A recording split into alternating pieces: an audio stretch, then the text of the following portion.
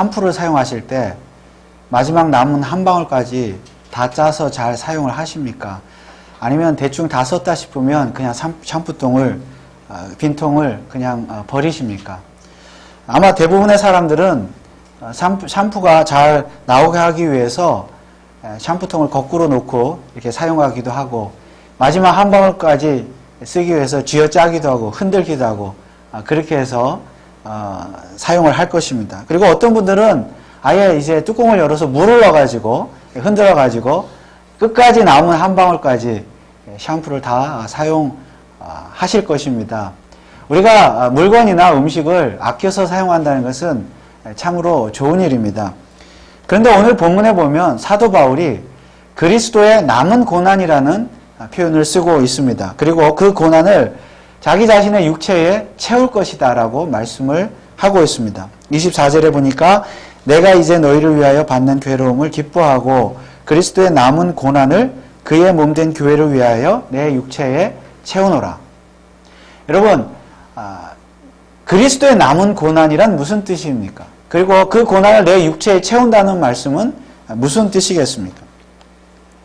우리가 아는 한 예수님께서 이 땅에서 당하셨던 고난은 완전한 고난이었습니다. 당하실 고난을 다 당하셨습니다.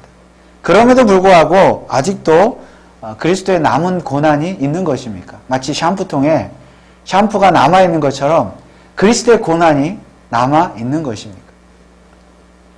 바울 사도는 골로새서를 쓰면서 골로새 교회 성도들에게 자신을 교회의 일꾼이라고 소개하고 있습니다. 25절에 보니까 내가 교회의 일꾼 된 것은 하나님이 너희를 위하여 내게 주신 경륜을 따라 내가 교회의 일꾼이 되었다. 또한 그는 자신을 복음의 일꾼이라고 소개하고 있습니다. 1장 23절에 보면 만일 너희가 믿음에 거하고 터 위에 굳게 서서 너희 들은 바 복음의 소망에서 흔들리지 아니하면 그리하리라. 이 복음은 천하 만민에게 전파된 바요 나 바울은 이 복음의 일꾼이 되었노라. 게다가 바울은 골로새 교회를 개척한 사람으로 알려진 에바브라를 일컬어서 골로새서 1장에서는 그리스도의 일꾼이다 이렇게 표현을 하고 있습니다. 자, 이 모든 것을 종합해보면 우리 모두가 다 일꾼이라는 것입니다. 골로새서를 기록하는 쓰는 바울이나 골로새 교회를 개척하고 목회를 했던 에바브라나 그리고 이 골로새서를 받아들이는 편지를 받는 읽고 있는 모든 성도들이나 사실은 다 일꾼이라는 것입니다. 어떤 일꾼입니까? 복음의 일꾼이요, 교회의 일꾼이요, 그리스도의 일꾼이라는 사실입니다. 그리고 바울 사도는 특별히 자기 자신은 교회의 일꾼이라고 하면서 자기 자신의 육체에 그리스도의 남은 고난을 채우겠다고 말씀하고 있습니다. 그러니까 일꾼은 그리스도의 남은 고난을 채우는 사람입니다. 오늘 저와 여러분들도 이 골로새서를 읽고 또 듣고 말씀을 듣고 배우고 교회의 성도로 존재한다고 한다면 우리도 일꾼이죠. 그리스도의 일꾼이요, 복음의 일꾼이요, 또 교회의 일꾼들입니다. 일꾼은 뭐 해야 돼요? 그리스도의 남은 고난을 채워야 돼요. 자기 육체에. 그러면 도대체 그리스도의 남은 고난을 채운다는 말은 무슨 뜻이고 어떻게 채울 수가 있습니까? 우선 바울 사도는 자신이 교회의 일꾼이 된 것은 하나님께서 자신에게 주신 경륜을 따라 된 것이라고 말씀을 하고 있습니다. 경륜을 따라. 그러니까 교회의 일꾼 된 것은 하나님의 경륜을 따라 된 것인데 여러분, 경륜은 무엇입니까? 경륜. 경륜이라는 말은 쉽게 말하면 경영이라는 뜻입니다. 경영. 경륜의 경은 경영하다 할 때 경입니다. 그러니까 하나님께서 바울을 일꾼으로 세우실 때 경영을 주셨다 그 말입니다. 경륜을 주셨다. 경영. 다시 말하면 어떤 경영의 일을 주셨다 그 말씀입니다. 바울 사도는 어떤 경영의 일을 맡았습니까? 다시 24절을 보면 내가 교회 일꾼 된 것은 하나님이 너희를 위하여 내게 주신 경륜을 따라 하나님의 말씀을 이루려 함이니라. 하나님의 말씀을 이루는 일, 즉 하나님의 말씀을 경영하는 일이 바울의 임무였습니다. 그 그 일을 위해서 일꾼으로 부름을 받았습니다. 그런데 26절에 가면 이 말씀을, 하나님의 말씀을 무엇이라고 표현하고 있습니까? 26절에 보니까 이 비밀은 만세와 만대로부터 옹으로 감추었던 것인데 이제는 그의 성도들에게 나타나고, 이 하나님의 말씀이 바로 비밀이었다고 말씀하고 있습니다. 어떤 비밀이에요? 만세전부터 감추어져 있다가 때가 되매 성도들에게 나타난 그 비밀이라고 말씀하고 있습니다. 하나님의 말씀이 비밀이에요. 비밀은 하나님 말씀. 더 정확하게 말하면 이 비밀은 예수 그리스도입니다. 예수 그리스도 자체가 비밀의 핵심입니다. 27절 말씀해 보니까 하나님이 그들로 하여금 이 비밀의 영광이 이방인 가운데 어떻게 풍성한 것을 알게 하려 하심이라. 이 비밀은 너희 안에 계신 그리스도시니 곧 영광의 소망이니라. 말씀이 비밀인데 그 비밀의 핵심은 예수 그리스도예요. 그러니까 말씀의 내용은 뭐예요? 예수 그리스도라는 말씀입니다. 구약시대 때부터 하나님께서 계속 말씀하셨죠. 결국 말씀의 핵심은 무엇입니까? 예수 그리스도 아닙니까? 예수 그리스도께서 하나님께서 구약시대부터 말씀하셨어요. 그런데 말씀하시기는 했는데 그 예수 그리스도가 비밀이었습니다. 여전히 비밀이었습니다. 왜냐하면 구약시대 사람들은 하나님의 말씀을 듣기는 들었어도 예수 그리스도에 대해서 알지 못했기 때문입니다. 심지어 바울 사도조차 바울이 사울이었을 때 아무리 유대교도였고 구약 성경을 잘 알고 있었어도 하나님의 말씀을 들었어도 그 말씀 가운데 말씀하시는 예수 그리스도에 대해서 바울조차 알지 못했었습니다. 그에게는, 바울에게도 예수 그리스도는 비밀이었습니다. 그런데 예수 그리스도에 대한 비밀이 드디어 드러났습니다. 이 비밀이 드러난 것을 바울 사도는 오늘 본문에서 두 가지 측면에서 설명을 하고 있습니다. 첫째는 창조 사역의 측면이고 둘째는 이방인들의 구원에서의 측면입니다. 우선 창조 사역의 측면에서 생각을 해보면 예수 그리스도는 왜 비밀이었습니까? 바울 사도는 골로새서 1장에서 하나님의 창조 사역에 대해서 언급하면서 바로 예수 그리스도께서 창조주 하나님이셨다고 말씀하고 있습니다. 즉, 이 세상 만물은 예수 그리스도에 의해서 창조되었다고 선포하고 있습니다. 15절, 1장 15절, 17절 말씀을 보니까 그는 보이지 아니하시는 예수님이죠. 그는 보이지 아니하시는 하나님의 형상이요 모든 창조물보다 먼저 나신 자니 만물이 그에게 창조되되 하늘과 땅에서 보이는 것들과 보이지 않는 것들과 혹은 보좌들이나 주관들이나 정사들이나 권세들이나 만물이 다 그로 말미암고 그를 위하여 창조되었고 또한 그가 만물보다 먼저 계시고 만물이 그 안에 함께 섰느니라. 만물을 창조하실 때 하나님께서 태초에 이 세상 모든 만물이 예수에 의해서 예수로 말미암아 예수를 위하여 예수 안에 그리고 예수와 함께 창조되었다는 말씀입니다.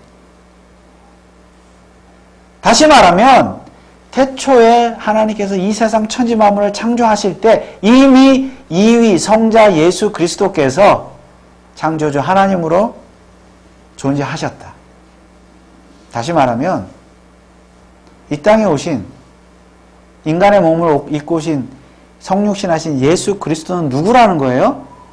그분은 단지 인간이 아니라 창조주 하나님이시라는 고백을 바울 사도가 하고 있는 거죠.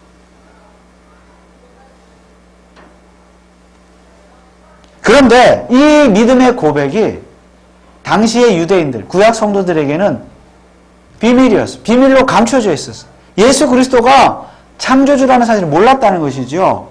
여러분, 유대인들, 바울 사도 어떻게 생각을 했습니까?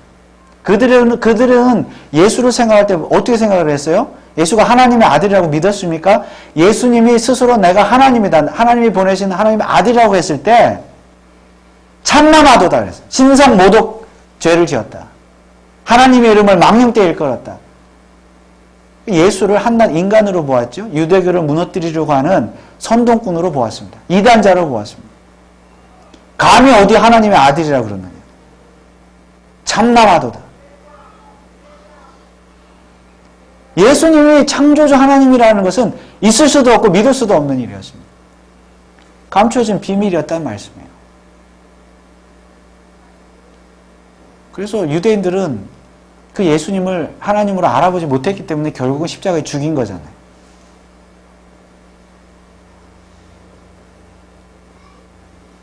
그들에게는 철저히 예수 그리스도가 비밀로 감춰져 있었습니다.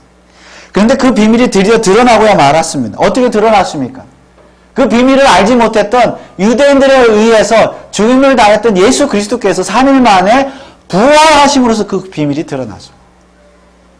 오늘 1장 18절에 보니까 그는 몸인 교회의 머리라 그가 근본이요 죽은 자들 가운데서 먼저 나신 자니 이는 친히 만물의 으뜸이 되려 하심이라.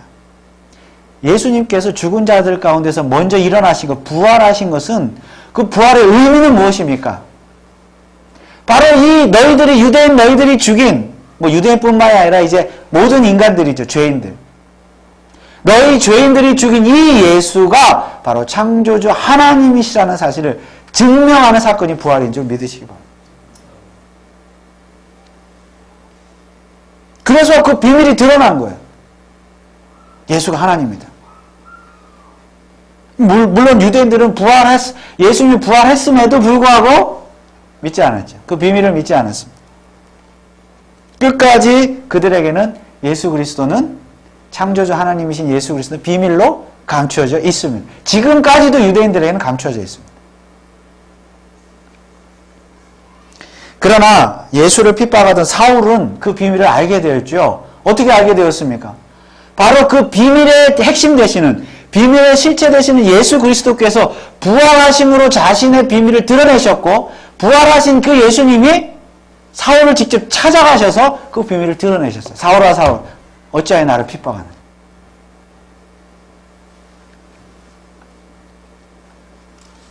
그래서 비밀이 드러난 거예요. 사울에게도 바울에게도. 그래서 바울 사도가 지금 골로새서를 쓰면서 자기가 알게 된 자기에게 드러난 그 비밀에 대해서 말씀하는 예수가 창조주 하나님이시다. 그러면 예수 그리스도에 대한 두 번째 측면의 비밀은 무엇입니까? 유대인의 구원에 대한 비밀입니다. 이방인의 구원에 대한 비밀입니다. 여러분 유대인들이 생각할 때 하나님의 구원의 대상은 누구입니까? 오직 자기들 유대인들밖에 없습니다. 아브라함의 혈통, 후손들 유대인이 아니고서는 하나님의 구원의 대상이 될 수가 없습니다. 하나님의 백성이 될 수가 없습니다. 그런데 바울은 지금 뭐라고 고백하고 있습니까? 오늘 27절을 다시 보면 하나님의 그들로 하여금 이 비밀의 영광이 어디에 풍성하게 임했어요? 이방인 가운데 어떻게 풍성한 것을 알게 하려 하십니다. 이 말씀은 이방인들도 구원을 받아 하나님의 백성이 될 수 있다는 말씀입니다. 그렇게 되었다는 말씀이죠. 어떻게 그것이 가능합니까? 1장 20절에 보니까 그의 십자가의 피로 화평을 이루사 만물 곧 땅에 있는 것들이나 하늘에 있는 것들을 그로 말미암아 자기와 화목해 되기를 기뻐하십니다. 예수 그리스도의 십자가의 죽음의 의미는 무엇입니까? 부활의 의미는 무엇입니까? 만물을 화목하게 하는 것이에요. 예수님과 함께. 그리고 그 예수님을 통해서 만물이 하나님과 화목되게 되는 것입니다. 그런데 만물 속에는 특별히 유대인과 이방인도 포함되는 거예요. 유대인과 이방인의 화목도 포함되는 거예요. 이 화목에는. 어떻게 유대인과 이방인이 화목하게 되었습니까? 예수 그리스도의 피로.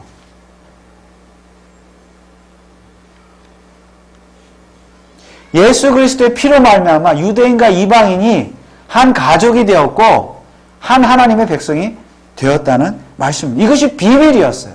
감추어진. 그런데 이렇게 유대인과 이방인이 화목해서 생겨난 것이 무엇입니까? 바로 교회입니다. 여러분 교회란 무엇입니까? 교회의 발생의 원인은 유대인과 이방인이 한 몸을 이루어서 하나님의 백성이 되기 위해서 이 땅에 세워진 것인 교회입니다. 그런데 이 모든 일들이 다 구약시대에는 비밀이었습니다. 그런데 때가 되매 이 비밀이 다 드러났습니다. 어떻게 드러났습니까? 예수 그리스도 때문에 드러났습니다. 예수 그리스도 때문에. 그러니까 비밀의 핵심이 되시는 예수 그리스도에 대한 비밀이 부활로 말미암아 드러나게 되자 다른 감추어졌던 비밀들이 연쇄적으로 다 드러나게 되었다는 말씀입니다. 다른 비밀들은 뭐예요? 예수가 창조주 하나님이었다는 사실, 또한 이방인들도 하나님의 구원의 대상이었다는 사실, 또 이방인들을 통해서 유대인과 함께 교회가 이 땅에 세워졌다는 사실, 이 모든 것들이 다 비밀이었는데 드러나게 된다. 예수님이 드러나니까 다 드러난 거예요.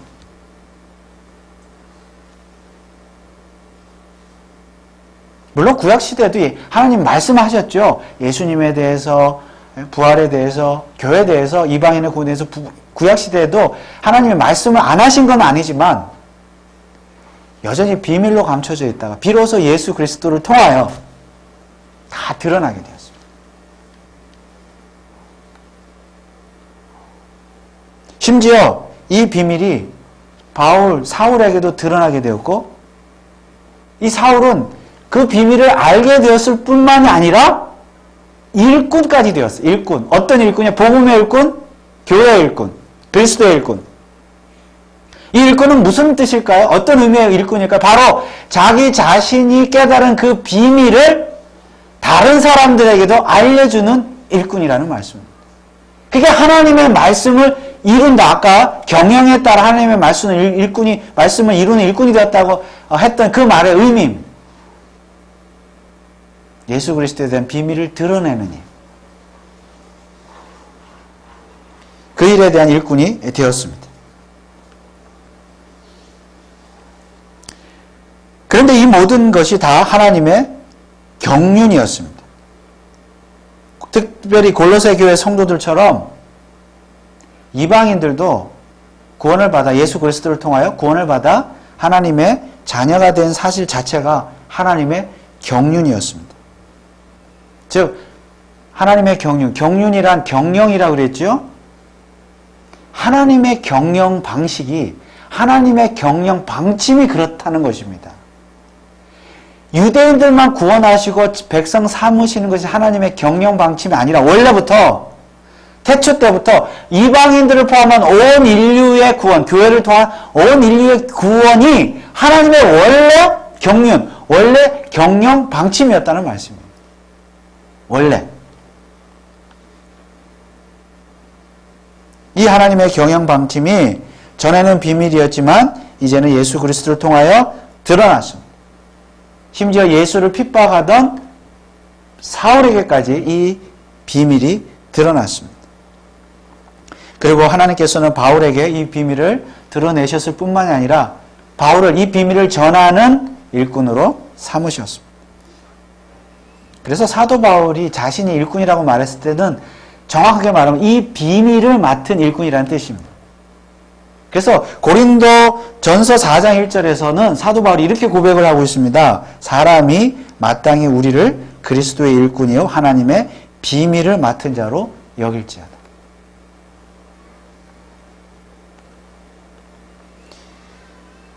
그렇다면 사도 바울이 하나님의 비밀을 맡아서 하나님의 그 비밀을 경영하는, 말씀을 경영하는 그 일꾼이 되었다고 한다면 바울 사도가 일꾼으로 부름을 받은 사실 자체도 하나님의 경륜, 즉 하나님의 경영 방침의 결과였습니다. 하나님의 경영 방침이었어요. 여러분, 만약에 여러분들이 한 회사를 설립하고 비즈니스를 운영한다고 했을 때에 여러분 직원을 뽑는다고 하면 어떤 직원을 뽑으시겠습니까? 여러분이 회사를 경영하는 경영 방침에 만든 사람을 뽑지 않겠습니까? 마찬가지로 하나님께서도 이 세상을 다스리시고 움직이시고 통치하시는 어떤 경영 방침이 있는데, 계획이 있는데 거기에 맞는 일꾼을 뽑으신다는 겁니다. 그게 바로 사도 바울이었어요. 그래서 사도 바울은 하나님의 비밀을 맡은, 하나님의 말씀을 맡은 그런 일꾼이 되었다는 말씀입니다. 오늘 저와 여러분들도 일꾼이라고 그랬죠? 마찬가지입니다. 그러면 우리는 어떤 일꾼입니까? 바로 하나님의 말씀을 맡은 일꾼이고 하나님의 비밀을 맡은 일꾼입니다. 우리도 하나님의 말씀과 비밀을 맡은 일꾼이에요.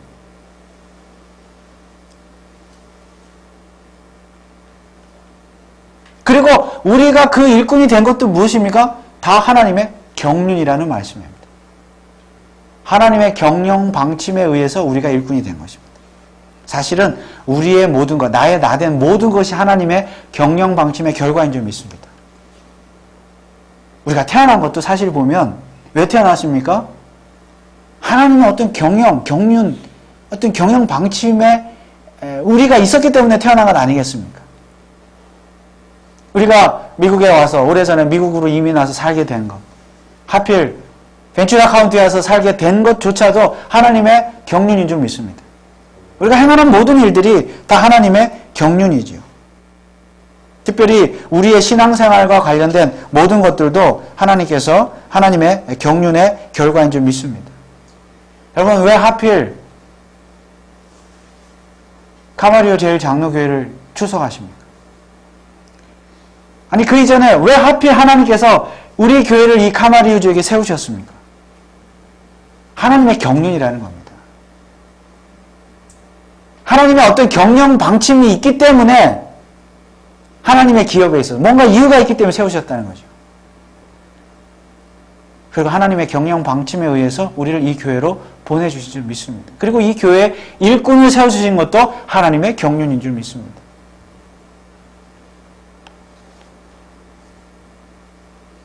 왜 그렇게 하셨을까요? 결국 이유도 무엇입니까? 비밀을 드러내게 하기 위해서.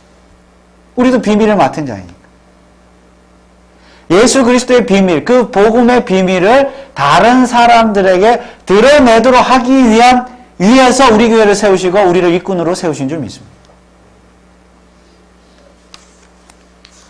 물론 이 경륜은 다 이전에는 다 감추어진 비밀이었습니다. 그런데 이 지역에 우리 교회가 세워지고 나니까 하나님의 경륜을 아는 거예요.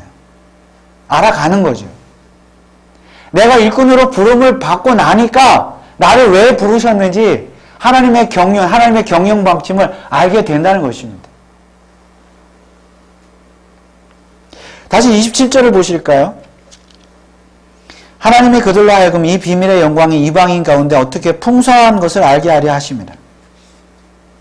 이방인 가운데 하나님의 경륜, 하나님의 비밀이 풍성하게, 예수 그리스도의 비밀이 풍성하게 이방인에게도 넘어갔다. 나타나게 되었다. 풍성하게. 무슨 말인가 하면 이방인들 입장에서는 그들이 하나님의 백성이 된 것은 하나님의 은혜라는 것입니다. 그저 하나님의 은혜라는 것이죠. 왜 하필 하나님께서 그렇게 경영하셨는가, 경륜하셨는가라고 따질 일이 아니라 그저 은혜가 풍성하게 임한 것에 대해서 감사하면 된다는 말씀입니다.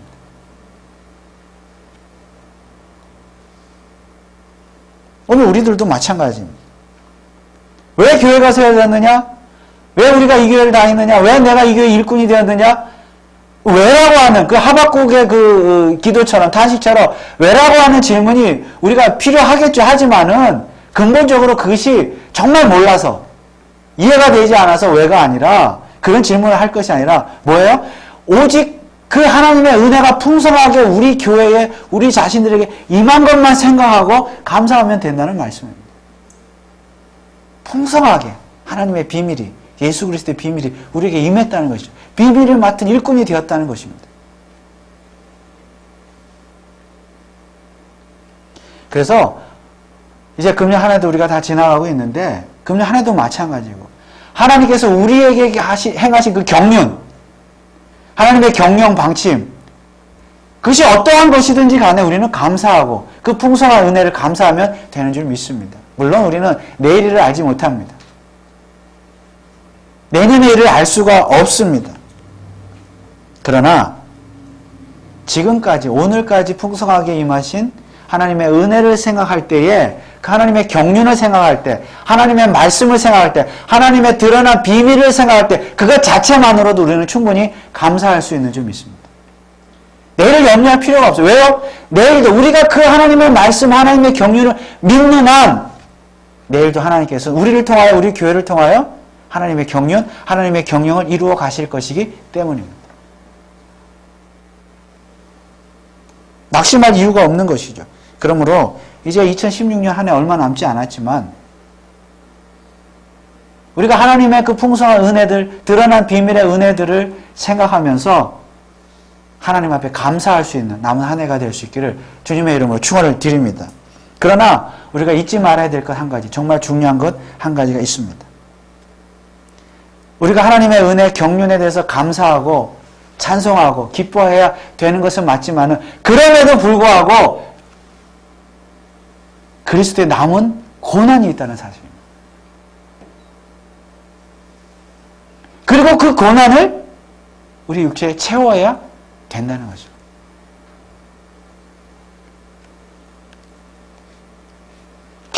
기뻐하지만 하나님의 경륜에 대해서 기뻐하고 감사하지만 그럼에도 불구하고 우리가 채워야 될 고난이 있다는 말씀입니다. 그러면 그리스도의 남은 고난은 구체적으로 무엇입니까? 앞서 말씀드린 것처럼 여러분 이 땅에 육신의 몸을 입고 오신 예수님 이 땅에서 고난을 당하셨잖아요. 그리스도의 비하, humiliation, 우리가 공부한 것처럼 온갖 고난과 십자가의 고난과 죽음을 당하셨습니다. 죽으시고 장사 지낸 바 되셨습니다. 사람들이 수모를 당하고 침뱉음을 당하고 조소와 멸시를 당했습니다. 그 고난은 왜 예수님이 고난을 당하셨습니까? 바로 우리를 위해서, 우리의 죄를 위해서. 우리는 예수 그리스도의 그 고난과 죽음을 통해서 죄사함 받고 구원받은 것을 믿습니다. 그렇지요? 그러면 우리의 믿음에 뭔가 부족한 것이 있습니까? 다시 말하면 예수 그리스도께서 아직도 더 받으셔야 될 고난이 남아있느냐는 말씀입니다. 예수님의 고난은 우리를 죄 가운데서 구속하기 위해서 우리를 대신하여 지신 당하신 그 고난은 우리의 구원을 위한 완벽하고 온전한 고난인 줄 믿습니다. 부족한 것이 없어요. 완전한 고난을 당하셨습니다. 인간으로서. 그런데 뭐가 또 그리스도의 남은 고난이 있다는 것입니다.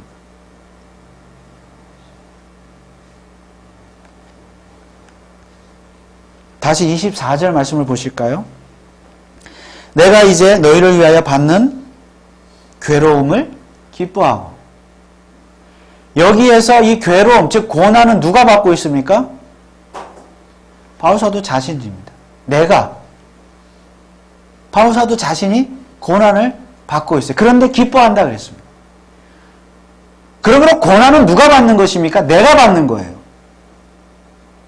그런데 왜 그리스도의 남은 고난이라고 합니까? 나의 남은 고난이라고 하지 않고?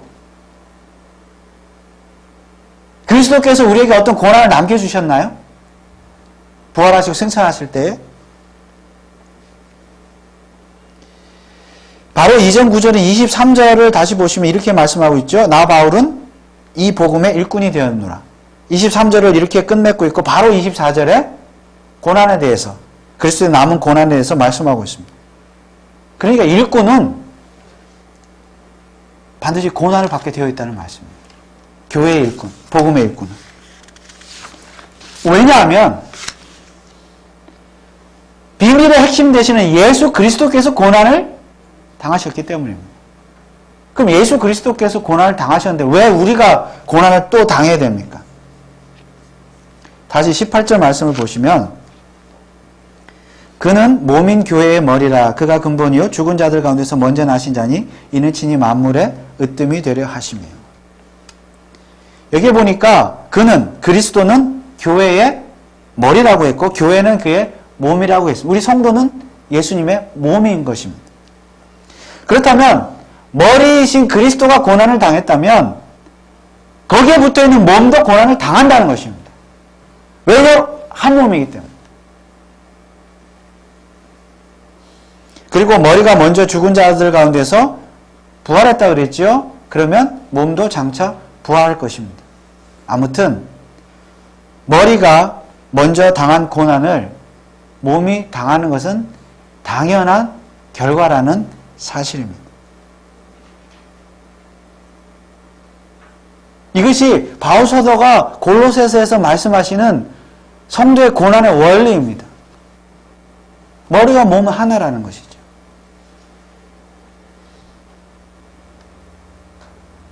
그런 의미에서 그리스도의 남은 고난을 내 육체에 채워야 된다는 말씀입니다. 그리스도께서 어떤 부족한 당신이 당하셔야 될 고난을 우리에게 조금 남겨두셨다는 의미가 아니라 그 고난은 완전한 고난, 우리의 구속을 위한 완전한 고난이지만은 구속함을 받은 우리 백성들, 특별히 하나님의 일꾼이 된 우리 일꾼들, 성도들은 예수 그리스도와 붙어있는 몸으로서 머리가 고난을 당했으니 몸도 고난을 당할 수밖에 없다는 것입니다. 그런데 내 육체가 당하는 이 고난 역시 하나님의 경륜입니다.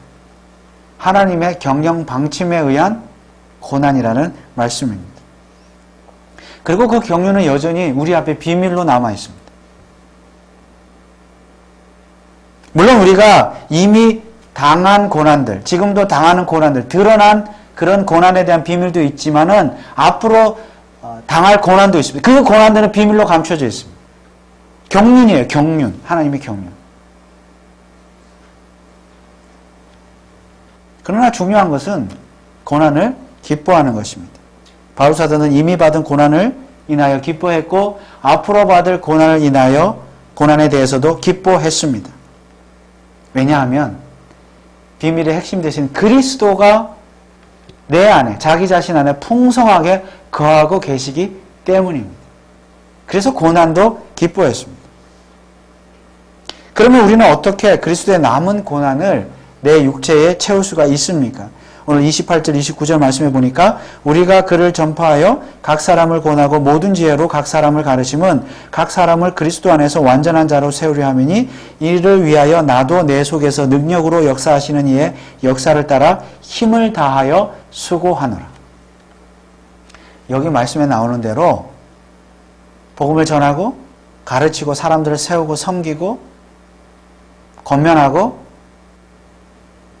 섬기는 이런 모든 일을 행함에 있어서 힘을 다하여 수고하는 것이 우리의 고난인 줄 믿습니다. 힘을 다하여 수고하는 거죠.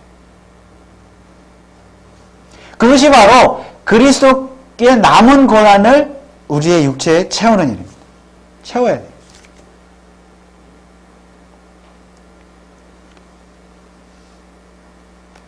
그렇게 하기 위해서는 마치 샴푸통에 있는 샴푸 한 방울, 마지막 남은 한 방울을 다 흔들어서 쥐어짜내서 사용하듯이 그렇게 남김없이 사용하듯이 수고하고 힘써야 된다는 말씀입니다. 그렇다고 뭐 우리가 고난을 쥐어짜낸다고 해서 일부러 막 고난을 당하고 고행을 행하고 막 금식하고 몸에 막 자해하고 그렇게 하라는 것이 아니죠. 여기서 고난의 내용은 무엇입니까? 여기 말씀대로 복음을 전하고 사람들에서 권하고 섬기고 그렇게 하는 것, 그 일에 힘을 다해 수고하는 것이 고난입니다. 그런데 샴푸통에 샴푸를 짜내듯이 그렇게 힘을 다하고 수고해야 된다는 말씀입니다. 만약에 샴푸통 안에 있는 샴푸를 한 방울까지 우리가 다 쓴다면 그리스도의 남은 고난을 다 내 육체에 채웠다면 그때는 언제입니까? 그날이 바로 우리가 하나님 앞에 서는 날입니다. 그러니까 우리가 하나님 앞에 서는 그날까지는 우리에게 남겨진 고난이 있다는 말씀이에요. 그 어떤 고난이냐? 비밀이에요. 하나님의 경륜이에요. 몰라요. 사람마다 다 다를 것입니다. 목사로서의 제가 사용해야 될, 써야 될 그런 고난, 여러분들의 고난 다 다를 것입니다. 그것이 어떤 고난이든지 간에 중요한 것은 아직도 샴푸통 안에 남은 고난이 있다는 말씀입니다. 그것을 써야 돼요. 고난을 당해야 돼요. 열심히 일하고 수고해야 합니다. 그러나 내 속에서 역사하시는, 능력으로 역사하시는 이의 역사를 따라 그렇게 하라고 그랬죠? 힘을 다하고 수고하라. 내 속에서 역사하시는 이, 능력으로 역사하시는, 바로 내 안에 계시는 예수 그리스도, 성령의 그 능력을 따라 고난을 감당해야지 내 힘으로 하려고 하면요, 감사와 은혜가 풍성한 고난이 아니라 원망과 시비만 남는 고생이 될 것입니다. 원망과 시비가 남는 고생이 될 것입니다. 내 힘으로 하려고.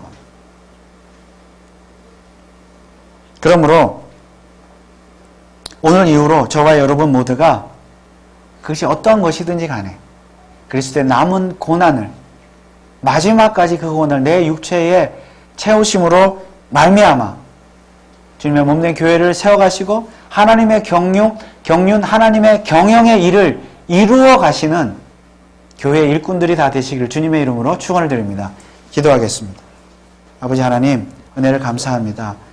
우리에게 다 남겨진 고난이 있습니다. 하나님의 경륜, 하나님의 경영을 생각할 때에 우리가 늘 감사하고 기뻐할 것밖에 없지만은, 그러나 또 우리에게 남겨진 고난이 있는 줄 믿습니다. 고난을 기뻐하게 하시고, 고난 가운데서도 내 안에 계시는 예수 그리스도의 능력을 힘입어서 수고하고 힘쓰고 또 최선을 다함으로 말미암아 교회를 위해서, 하나님의 나라를 위해서, 복음을 위해서 충성하는 그런 믿음의 일꾼들, 교회 일꾼들이 다 되게 하여 주옵소서. 예수 그리스도의 이름으로 기도하옵나이다. 아멘.